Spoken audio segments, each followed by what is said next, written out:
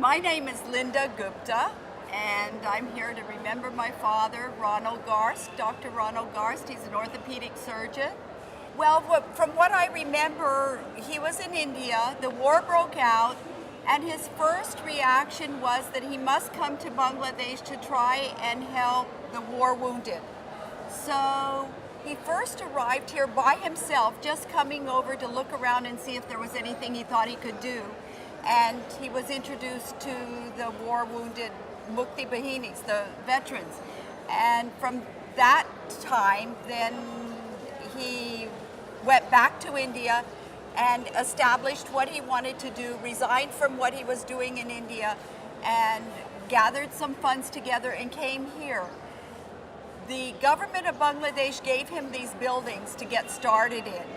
And from the onset, I don't exactly remember the exact details, but from February 28, 1972, from there on he lived here and established the program. When he got here, he learned that there was only one other orthopedic surgeon in the whole country. And he went to Dhaka Medical College and looked up the orthopedic department, and that turned out to be Dr. Sirajul Islam. And so he spoke to him about what he wanted to do, and they helped him get enough of an area together where he could start treating, clinics-wise, start treating patients. And then they discovered that there was a need for even more. And at each turning, there was a new discovery that there still needs to be more.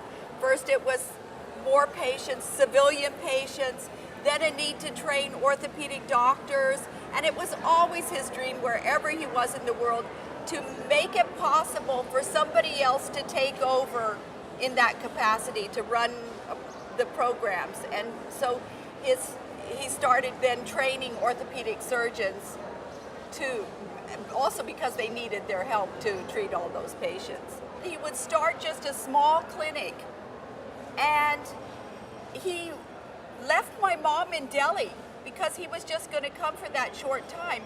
And then he went back to Delhi, and there some Americans persuaded him to talk about the cause of what was happening in Bangladesh. And he talked to he gave a talk in church the next morning. It was a Sunday morning.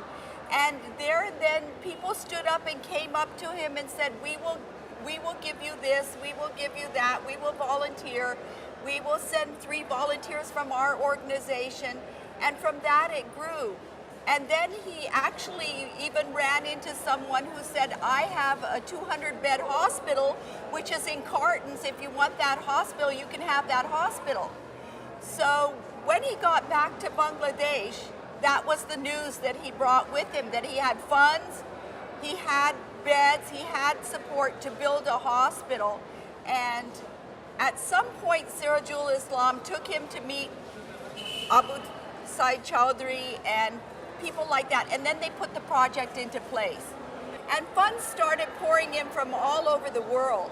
So once the funds started pouring in, he realized at that point that he was thinking too small. It was always my belief that there is no good war. So the injured is what he was really interested in. The humanitarianism, he was not a politician, he was not an activist, so he knew that he could not change the course of time that way.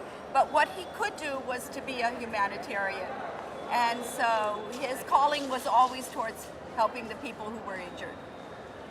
And then when he started seeing that civilians also needed help and support, and the fact that there was only one orthopedic surgeon for this country, that's what really swayed him to organize the hospitals.